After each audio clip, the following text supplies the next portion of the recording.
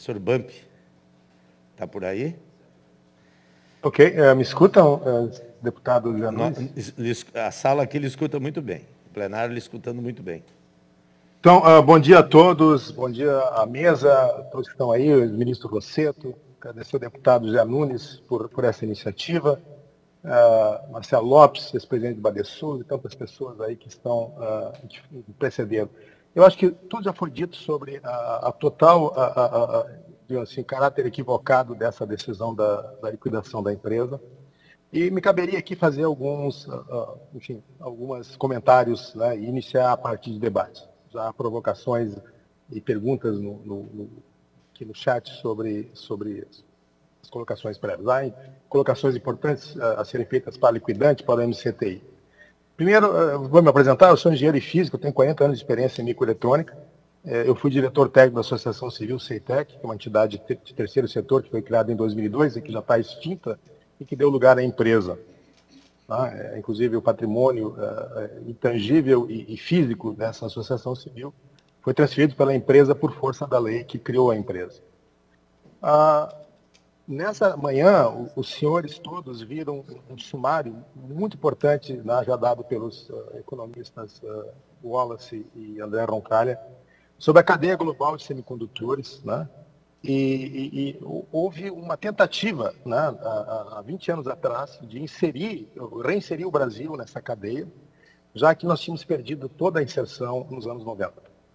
O cenário no Brasil, me permito dizer para os senhores, nós estamos discutindo coisas que nós discutimos há 20 anos atrás, que foi discutido nos anos 90 em termos de política industrial para o Brasil, para o complexo da indústria eletrônica.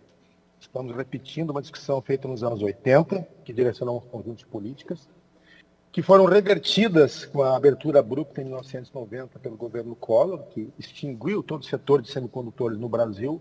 As multinacionais foram embora e as empresas brasileiras que tinham intenção de investimento, ao perceber que o Estado não sinalizava, elas deixaram de investir. E não eram poucas empresas, era uma empresa do porte da Itaú Industrial, uma empresa que no cenário brasileiro dispensa apresentação sobre a sua capacidade de capital. A Itaú Industrial, o braço industrial do Itaú, ele simplesmente desistiu da fábrica quando o Estado brasileiro se recusou a fazer sinalizações corretas. E exatamente agora, né, nós precisamos de propostas concretas de como encaminhar uma contraposição a essa equivocadíssima decisão federal, que me parece, pela colocação do Subsecretaria de Unidades Vinculadas, o excelentíssimo Martins, ao dizer que vamos dar uma atenção ao Rio Grande do Sul. Não, Martins, por favor. Nós estamos não discutindo uma pauta do Rio Grande do Sul, nós estamos discutindo uma pauta de política industrial e tecnológica de uma nação inteira. Acontece de ser no Rio Grande do Sul por razões históricas que vocês já estudaram muito bem. Então, Martins, vocês têm que admitir que no Ministério da Ciência e Tecnologia vocês estão numa posição sem poder face às deliberações que são tomadas no PPI e a chamada publicização da UES, que coube ao MCTI fazer, é, no mínimo, uma ação tardia, desincronizada e desfocada. Eu repito, o edital de OS que vocês lançaram, depois de uma audiência pública via YouTube, que foi escrita por um assessor do ministro da Economia e não por um assessor do gabinete, muito embora ele tenha sido lotado em dezembro no gabinete do ministro Pontes. Aquele documento, o edital do OS, é equivocado. Sabe por quê, Jorge Martins? Porque ele desconhece exatamente o ativo, um dos ativos principais da empresa, que é a Sala Limpa. Ela deixa a OS completamente desvinculada deste ativo. E já foi falado sobre o ativo dessas empresas, eu quero dizer o seguinte, deputados, ex-ministros, ex-diretores estatais. O governo do Rio Grande do Sul teve um papel protagonista de 2000 a 2003, quando ele liderou a proposição da entidade CEITEC. Porém, estava claro que o Rio Grande do Sul não tinha capacidade de investimento para esse setor. Foi feita uma instituição de governança tripla, com participação dos governos, das três esferas, federal, estadual e municipal, com entidades empresariais estaduais e federais, a BINE, uma entidade nacional, que tinha representado, e que estava sediada na Secretaria de Ciência e Tecnologia. Ou seja, o Estado do Rio Grande do Sul participou da semente da Associação Civil CEITEC e sediou na Secretaria Estadual de Ciência e Tecnologia durante 5 anos, tá? Fruto de um protocolo de intenções que foi celebrado em junho de 2000 com a empresa Motorola. E existe uma preconcepção, um equívoco absurdo quando você abre o jornal e os deputados e senadores e formadores de opinião têm a obrigação de mostrar para a sociedade que o que está no jornal é uma total distorção da realidade, ao dizer que se investiu muito na CEITEC. Eu escutei muito esse advérbio de muito investido na CEITEC e nada resultou. Este muito, pelos dados muito brilhantes do economista Wallace e do professor André Roncalha, esses 2 professores economistas, demonstram que é muito pouco para você inserir na cadeia de microeletrônica. Respondendo à pergunta do secretário Lambi, né, sobre a quantidade de investimento para manter uma fábrica operando. É verdade, nós diagnosticamos isso no Programa Nacional de Microeletrônica no ano de 2002. Tá? É um documento que tinha 11 ações estruturadas para os 3 segmentos de empreendimentos econômicos em microeletrônica. Na área de design, tivemos razoável sucesso no Brasil, hoje tem em torno de 10 design houses no Brasil que projetam chip. E essas design houses estão aqui no Brasil, empregam gente, e inclusive, agora eu me dirijo ao capitão de fragata, não sei se é capitão de mar ou guerra ou fragata, o senhor Abílio.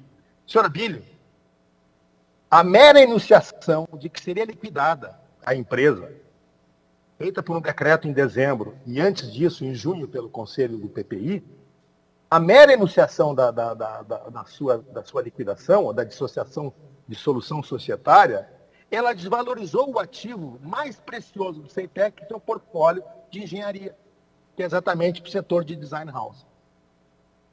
O governo federal foi tão equivocado que, pela mera enunciação da liquidação de um centro, que na verdade é um centro tecnológico, que não se mede, como já foi dito, pelo fluxo de caixa, vocês desvalorizaram.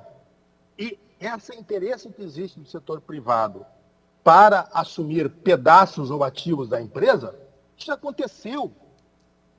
Já aconteceu porque, fruto da enorme esforço e articulação da Associação dos Colaboradores da CEITEC, 2 empresas internacionais assumiram mais de 40 engenheiros da CEITEC. Estes que foram embora.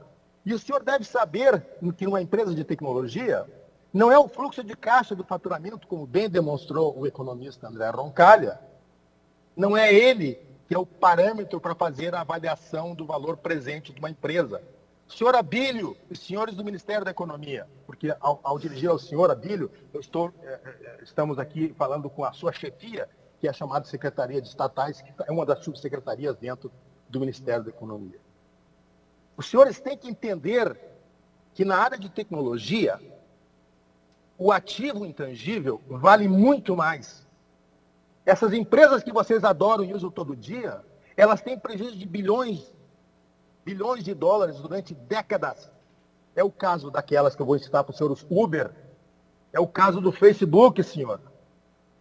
Eles, durante 5, 10 anos, fizeram uma estratégia de produto e tiveram prejuízo durante os primeiros 10 anos.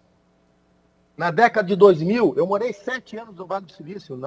Nos anos de boom da internet, empresas eram vendidas e valoradas a valor de 10 milhões de dólares por engenheiro que estava lá empregado fazendo chip. E essa empresa não tinha entregue um produto ao mercado ainda. As grandes vinham lá e compravam. Os senhores já desmontaram uma parte valiosa do CEITEC. O que tem que estar presente aqui, senhores deputados, é a responsabilidade pública, ética e social. E responsabilidade política. De os senhores não permitirem, já que o ativo designer já foi todo para design house, 2 empresas multinacionais agradeceram em uma live para a sociedade que eu presido, que é a Sociedade de Circuits and Systems, aqui no Rio Grande do Sul, e de Solid State Circuits, que é uma sociedade internacional. Eles disseram, quando nós descobrimos que havia esse grupo de 20 engenheiros aqui, nós dissemos, é um presente do céu. Eles simplesmente estão trabalhando agora aqui, num outro espaço físico, e teletrabalhando com uma empresa multinacional em RFID, no caso da Impinj. Então, vocês já se desfizeram da CEITEC, mas nada que não possa ser revertido ainda. Agora, a sala limpa é outro projeto, é outro problema. E foi discutido nos anos 80 e que foi a principal discussão do PNM. As 11 ações que tinha no PNM, algumas que diziam respeito à capacitação tecnológica, diziam respeito ao front-end, à fabricação de wafers. E a terceira, ao back-end. Com a lei do PADIS, que já foi enumerada muito bem pelo professor Wallace, você incorporou aqui no Brasil alianças internacionais de empresas fabricantes no exterior e alguns capitais nacionais que estão fazendo encapsulamento de chips no Brasil. Tiveram um faturamento de 3 bilhões de dólares em 2018, porque essa empresa só encapsula memórias. Elas são especializadíssimas no nicho da microeletrônica e só elas já geram um efeito social muito grande. Então, o anteprojeto da Sala Limpa, senhor Abílio, senhores ministros, ele foi pensado com a equipe da empresa Motorola, porque a empresa Motorola fechou em 2003. Vejam vocês, ela fechou fábricas em 2013 e ela saiu do negócio de semicondutores no ano de 2003. A construção da Sala Limpa começou apenas em 2005 e só se concluiu em 2011, quando os engenheiros da CEITEC tiveram as chaves para ter acesso aos equipamentos. Foram investidos cerca de 160 milhões de dólares. Tá? O Estado do Rio Grande do Sul teve um financiamento muito pequeno no início. O anteprojeto da Sala Limpa foi financiado com recursos do governo do Estado, são 350 mil dólares, em 2002. E proveu o staff técnico de assessoramento até que em 2005 começamos a fazer essa parte de projeto de chips. Tá? O investimento é todo federal, 2005 a 2009, 160 milhões de dólares foi na construção. Não existe nada de equipamento. Se vocês compararem o que é o investimento em capital fixo, que foi o dado, vocês não prestaram atenção, provavelmente, no dado do professor Wallace. A parte que é do meio, que é a fabricação do wafers, ela se caracteriza no mundo por, primeiro, um alto dinamismo tecnológico, uma alta percentual de investimento em capital fixo. Associado àquilo que o professor também, André Roncalha, muito bem colocou, e responde ao que o secretário Lambi fez. A pergunta: quanto é para fazer uma estado da arte? É muito. O Brasil não tem capacidade empresarial tecnológica para fazer uma fábrica estado da arte. Então, no ano de 2002, junto com a empresa Motorola, foi desenhado um empreendimento que colocaria o Brasil na capacidade de ter um Fab Lab. E aí tem um conceito muito técnico que é um Fab Lab. O que é um Fab Lab? Okay? Então, essa parte aqui da Sala Limpa, senhores, essa parte que está aqui, enfim, esse retângulo mais ou menos laranja que está aí na sua tela, a dimensão dessa fábrica ela é pequena para uma escala, por exemplo, de produção Precisamos em estado da arte. Ir para a conclusão, tá, professor? Mas ela é um ativo único, não existe outro no Brasil. Então, para ir para a conclusão, deputado presidente José Nunes, há aqui algumas propostas para a Assembleia. Okay. Havia outras considerações que eu faria anteriormente sobre, por exemplo, o que representou o orçamento da CEITEC em 2020.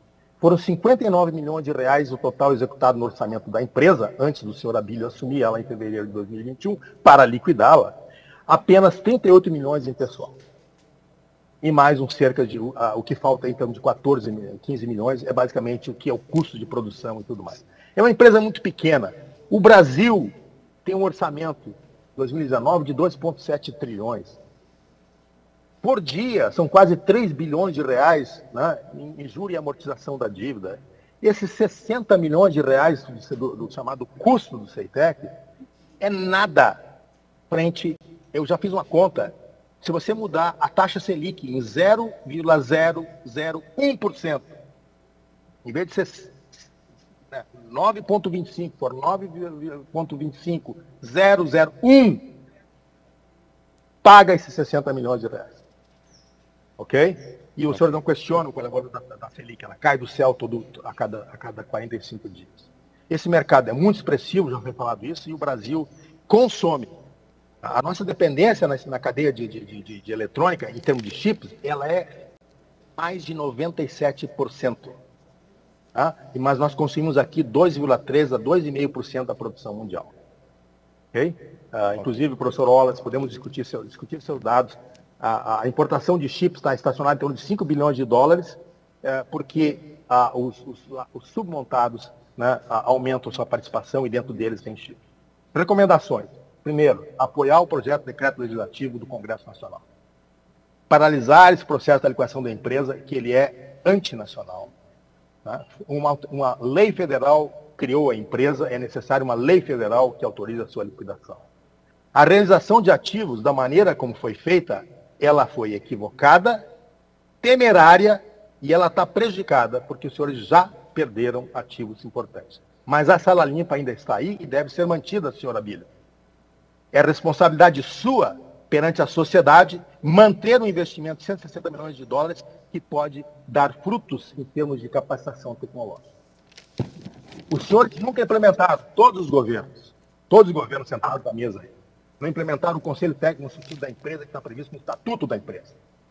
O Conselho de Administração dessa empresa nunca teve outras pessoas que não aquelas que pegavam um avião em Brasília para participar de uma reunião durante 2 horas aqui e tinham cargo de confiança em algum ministério.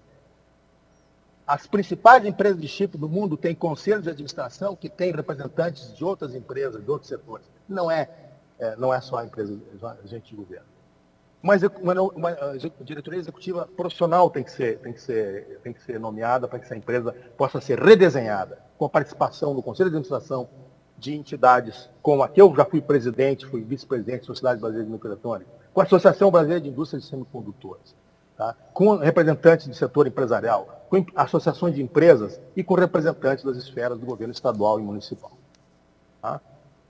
Está no Congresso Nacional, neste momento, um projeto de lei para restabelecer a política industrial e tecnológica de semicondutores, o programa PADIS, que tem 23 projetos incentivados. É importante mantê-las, tá? Para que essas empresas não sejam afugentadas, tanto as grandes quanto as empresas de pequeno porte. E no programa de uma política industrial e tecnológica para semicondutores, que tem que ser reescrita, reatualizada, tá? É importante, o CEITEC é um elemento fundamental. E essa equipe que está lá, que hoje são 90 e poucas pessoas, tá? Já se perdemos metade dos ativos, tá? De pessoas, é muito importante, tá? Que tem que ser mantido. Os parceiros tecnológicos privados são necessários nessa área, são indispensáveis. Mas, senhor Abílio, senhor ministro da Economia, representante do Ministério da Economia e Ministério das Unidades Vinculadas, os senhores sabem que no sul do Brasil, deputado Zé Nunes, só tem uma unidade do MCT, uma em funcionamento, que é a CEITEC. E ela não é um projeto gaúcho, é um projeto nacional, senhor Martins. Se os senhores não têm poder para chegar ao presidente da República e dizer que está errado essa liquidação, entendeu? É porque há algo muito errado neste governo e há um entendimento míope e uma agenda em que dentro do Ministério da Economia o CEITEC é o apêndice do apêndice do apêndice, não estão preocupados em nada sobre esse futuro. Ok. Então, me desculpe estender mensagens pessoais e vou responder aqui ao querido professor Renato Dagnino a sua pergunta. Professor Renato Dagnino, a sua pergunta é sim. A CEITEC, sofisticada como é, ela foi colocada num nível muito intermediário de capacitação tecnológica que ainda pode responder às necessidades e demandas sociais e econômicas do nosso Brasil na área de identificação, em diversas áreas que eu elenquei aqui, na área de serviços públicos, na área de biotecnologia, em mobilidade. Afinal de contas, os chips estão em tudo, certo? Então, sim, Renato Dagnino, a resposta é sim. O CEITEC é muito importante e pode dar resposta a uma retomada de um projeto econômico e social distinto. Tá? O que não pode haver é a liquidação. E vocês já fizeram um destroçamento dos ativos da empresa em grande medida, e a sala limpa ainda está lá e precisa ser dado um rumo para ela. E a OS, senhor, Ministério da Ciência e Tecnologia, a OS não prevê nenhuma responsabilidade no edital que os senhores colocaram para manter a fábrica. E eu disse isso para diversas pessoas, inclusive na Piegas. A OS tem que ser para fazer a gestão do Instituto do MCT, que é o único no sul do Brasil que chama-se CEITEC. Ok? Ok, obrigado, professor. Eu acho importante essa mensagem para os senhores, porque a responsabilidade política não é sentar num cargo, é pensar o futuro na perspectiva daquilo que colocou os que precederam. Ok. Muito obrigado, deputado Obrigado, Nunes, professor Bump. Nós